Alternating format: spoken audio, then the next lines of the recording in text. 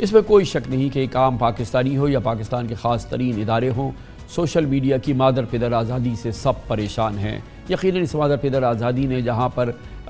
مسائل کھڑے کیے ہیں، وہاں ہماری قومی سلامتی کے حوالے سے بھی سنگین مسائل کھڑے ہو رہے ہیں، اور اسی حوالے سے آج ایک اہم ڈیولپمنٹ ہوئی اور جس کا اظہار ہوا ایک بار پھر، اور وہ تھی ڈیجیٹل ٹیررزم کے حوالے سے، جب فارمیشن کمانڈرز کانفرنس میں اس حوالے سے پاکستان کی افواج کے فارمیشن کمانڈرز نے، اعلیٰ ترین کمانڈرز نے شدید تشویش کا اظہار کیا۔ ISPR کے بیان میں کہا گیا کہ ریاستی اداروں بالخصوص افواج پاکستان کے خلاف جاری ڈیجیٹل دہشت گردی مذموم سیاسی مقاصد کے حصول کے لیے بیرونی سہولت کاروں کی مدد کے ساتھ جاری ہے، جس کا مقصد جھوٹ اور پروپیگنڈے کے ذریعے قوم میں مایوسی پیدا کرنا ہے اور افواج پاکستان اور عوام کے درمیان خلیج ڈالنا ہے۔ پاکستانی قوم جھوٹ اور پروپیگنڈا کرنے والوں کے مذموم اور مکروہ عزائم سے پوری طرح باخبر ہے، اور ان ناپاک قوتوں کے مذموم ارادوں کو مکمل اور یقینی شکست دی جائے گی۔ ISPR کے مطابق فارمیشن کمانڈرز کانفرنس میں اعادہ کیا گیا کہ ملک کے وسیع تر مفاد میں لازم ہے کہ 9 مئی کے منصوبہ سازوں، مجرموں اور اس کی حوصلہ افزائی کرنے والوں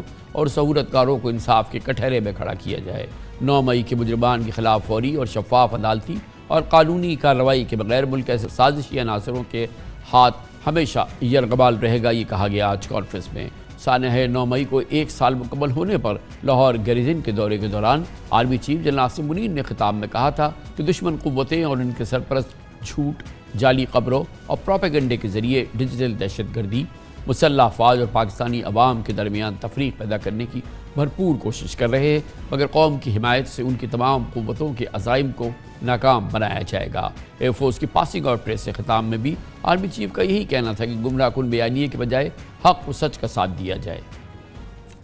7 مئی کو ISPR کے director general lieutenant general Ahmed Sharif Chaudhry نے بھی ایک غیر معمولی پریس کانفرنس کی تھی اور واضح طور پہ کہا تھا کہ قانون اور آئین اور ریاست پاکستان اور افواج پاکستان کے خلاف پروپیگنڈے کی اجازت نہیں دیتا۔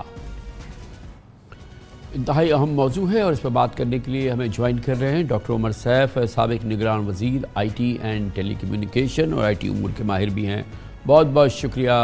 ڈاکٹر صاحب۔ فرمائیے، معاملہ جو ہے یقیناً آج پاکستان کے لیے ایک بہت بڑا تھریٹ ہے اور ڈیجیٹل ٹیررزم آج کہا ہے فارمیشن کمانڈرز نے، لیکن یہ بھی حقیقت ہے کہ یہ دنیا کے دوسرے ممالک میں بھی جہاں پر بھی ظاہر ہے کہ جمہوریت ہے، جہاں پر کہ میڈیا کی آزادی ہے، اظہار رائے کی آزادی ہے، یہ مسائل تقریباً تمام ممالک میں درپیش ہیں اور بہت ہی سنگین حیثیت سے، کیونکہ یہ مادر پدر آزادی ہے جو سوشل میڈیا میں جو لوگ اس کو یوز کرتے ہیں ان کو حاصل ہے۔ تو کیا دنیا کی جمہوریتیں اس مسئلے سے کیسے نبرد آزما ہو رہی ہیں؟ کیونکہ بہرحال ہمارے لیے یہ ضروری ہے، ہمیں یاد رکھنا پڑتا ہے کہ ہم بہرحال ایک جمہوریت ہیں۔ جی کامران صاحب، شکریہ مجھے مدعو کرنے کا، اور آپ نے بالکل درست فرمایا ہے کہ یہ مخمصہ صرف پاکستان کے لیے نہیں بلکہ ہر ملک کے لیے اس وقت یہی درپیش ہے، اور اس میں 2-3 بنیادی باتیں ہیں۔ ایک تو یہ کہ جو سوشل میڈیا پلیٹ فارمز ہیں یہ کسی بھی ملک میں اس طرح سے ریگولیٹڈ نہیں جس طرح میڈیا ہوتا ہے۔ کیونکہ میڈیا کے پاس یہ پاور ہے کہ وہ اپنی آواز لوگوں تک پہنچا سکتا ہے۔ سوشل میڈیا میں بھی یہ پاور ہے کہ وہاں پہ کوئی بھی ٹویٹ کر کے، کوئی سٹیٹس اپڈیٹ کر کے، کوئی ویڈیو اپلوڈ کر کے لوگوں تک اپنی بات پہنچا سکتا ہے۔ تو سوال یہ ہے کہ یہ کس قانون کے تحت ریگولیٹ ہوگا۔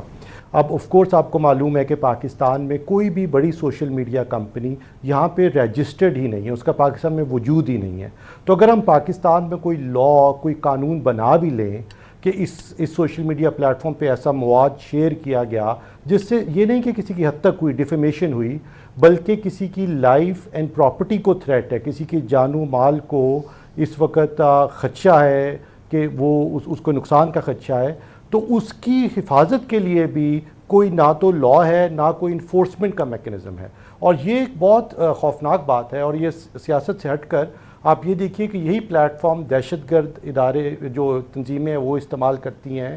یہی پلیٹ فارم جو ہے یہ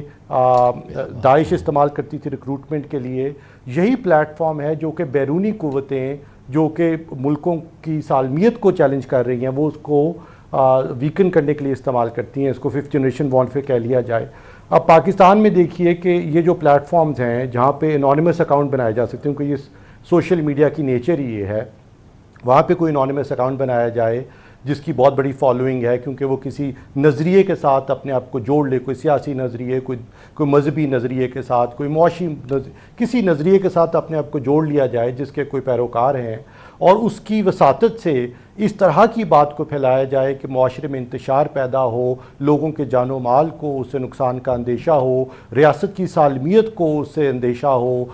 نقصان کا اندیشہ ہو، اور اس کے لیے نہ تو کوئی لا، نہ کوئی ریگولیشن ہے، نہ ہی یہ سوشل میڈیا کمپنیز یہاں پہ موجود ہیں جن کو کہا جا سکے کہ یہ کانٹینٹ ریموو کر دیں، اس سے لوگوں کے جان و مال کو خطرہ ہے، کسی کے جان و مال خطرہ ہے۔ تو یہ ساری سپیس اس وقت بہت کمپلیکیٹڈ ہے، اور ہر کسی کے لیے یہ ایک وبال جان ہے۔ وہ ممالک، وہ ریاستیں، یہ بتائیے گا کہ اس میں تو کوئی لوگ شک نہیں ہے کہ یہ ایک بہت بڑا تھریٹ ہے، اور اس وقت ظاہر ہے کہ دہشت گردی کے خلاف ایک جنگ میں پاکستان اس وقت ہے، اور ایک جنگ کی کیفیت ہے۔ ہمارے فوجی ہر روز ہمیں ان کی شہادتوں کی خبریں ملتی ہیں، یہ کہ جنگ کی کیفیت ہے، پاکستان کے سروائیول کی جنگ ہے۔ یقیناً اس دوران اگر کوئی تعمیری تنقید یا مناسب تنقید یا ایک باقاعدہ جو پراپر ایک تنقید ہے وہ تو اگر رہے، لیکن یہ جس قسم کے معاملات ہو رہے ہیں اس کو روکنے کے لیے یا تو قانون سازی ہو سکتی ہے، اور آپ نے کہا کہ وہ انانیمس اکاؤنٹس ہیں، تو کیا پابندی اس کا حل ہے؟ کیا اس سے کوئی فائدہ ہوتا ہے؟ یا جیسے کہ ہم نے ملک میں ہم نے اب ایکس پہ یا ٹویٹر پہ پابندی لگائی ہے، بظاہر تو اس کا کوئی فائدہ نہیں ہوتا۔ یہ بات درست ہے، اور اس طرح کرتے ہیں کہ اس کا دوسرا رخ دیکھتے ہیں۔ فار انسٹنس جیسے ٹویٹر ہے، اسی طرح واٹس ایپ ہے یا ٹک ٹاک ہے۔ اب آپ کو معلوم ہے کہ ٹک ٹاک انڈیا میں بینڈ ہے، لیکن ٹک ٹاک پہ یا مکمل یا پارشل بین امریکہ میں بھی ہے، یو کے میں بھی ہے، کینیڈا میں بھی ہے، ڈینمارک میں بھی ہے، ناروے میں بھی ہے، ایٹسیٹرا ایٹسیٹرا۔ تو یہ سوشل میڈیا پلیٹ فارم، وہاں پہ جو حکومتی ادارے ہیں وہاں پہ ان پلیٹ فارمز کو استعمال کرنے پہ پابندی ہے۔ اگر کوئی سرکاری فون ہے، کوئی آفیشیل فون ہے، اس پہ استعمال کرنے پہ مکمل پابندی ہے۔ اسی طرح بہت سے ممالک میں یوٹیوب بینڈ ہے، بہت سارے ممالک میں وی چیٹ نہیں چلتا، بہت سارے ممالک میں واٹس ایپ نہیں چلتا، اس لیے کہ جب بھی یہ پلیٹ فارم ویپنائز کیے جاتے ہیں اس طرح سے کہ معاشرے میں کسی ایک کنسرٹڈ ایکٹیویٹی کے تحت، ایک پری پلانڈ ایکٹیویٹی کے تحت ایک انتشار پیدا کیا جائے وہاں پر، اور اس سے لوگوں کے جان و مال کو نقصان کا اندیشہ ہو۔ یہ بات میں بار بار اس لیے ہائی لائٹ کر رہا ہوں کہ دیکھیے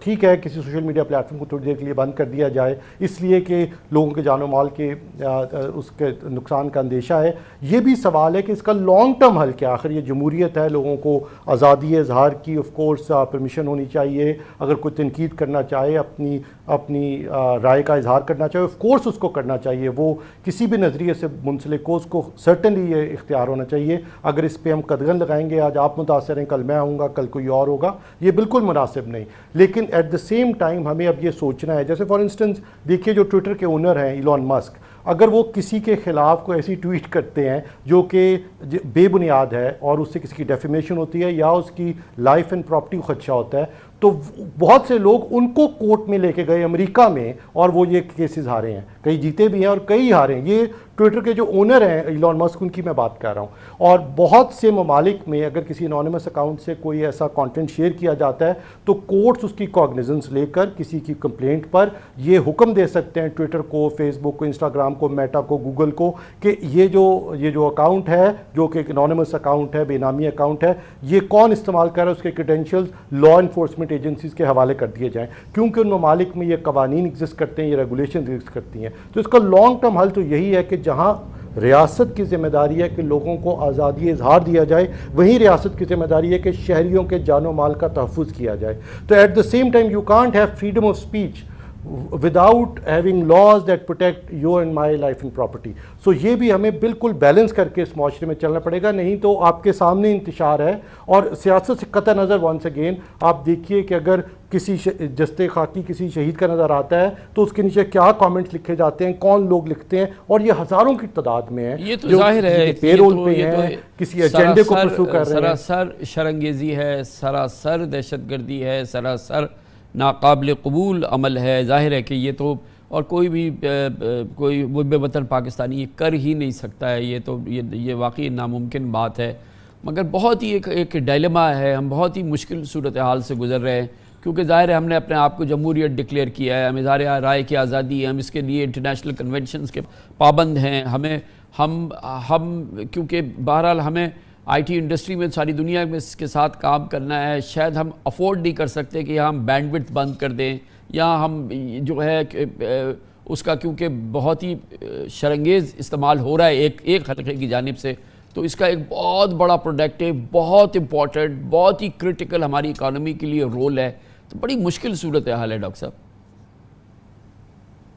کوئی شک نہیں سر، اور میں آپ سے کلتاً متفق ہوں، اور میرا خیال ہے کوئی بھی آپ سے پاکستان میں اس سے اختلاف نہیں کرے گا کہ کسی بھی سوشل میڈیا پلیٹ فارم کو بند کر دینا، خدا نخواستہ انٹرنیٹ کو بند کر دینا، بالکل ہماری معیشت کے مفاد میں نہیں، ہماری آئی ٹی ایکسپورٹس کے مفاد میں نہیں، اور ہمارے ملک کی پرسیپشن کے مفاد میں نہیں، جہاں پہلے ہی دنیا ہمیں ٹیررزم کے لینس سے دیکھتی ہے، ہمیں مائنورٹی رائٹس کی وائلیشن کے لینس سے دیکھتی ہے، etcetera etcetera. Thank you so much doctor Umar sahib ہمارے ساتھ تھے، آئی ٹی امور کے ایکسپرٹ، سابق وزیر آئی ٹی ہمارے ساتھ تھے۔ Commercial break. پاکستان کو ایک اور چیز کی ضرورت ہے، شدید ضرورت ہے، بہت زیادہ ضرورت ہے پاکستان میں، انویسٹمنٹ ہو، سرمایہ کاری ہو، بیرونی سرمایہ کاری کی بھی ضرورت ہے، اور پاکستانی سرمایہ کاروں کے اعتماد کو بحال کرنا، ان کے مصائب کو دور کرنا بھی پاکستان کی اولین ضرورت ہے، کیونکہ بہرحال پاکستان میں کل سرمایہ کاری کا 85% ملک کے اندر ہوتا ہے۔ شدید ترین مسائل ہیں، شدید ترین مصیبتیں ہیں، SIFC بن گئی ہے، لیکن اب بھی بہت سارے مسائل ہیں، اس پہ بات کرتے ہیں چھوٹے سے وقفے کے بعد۔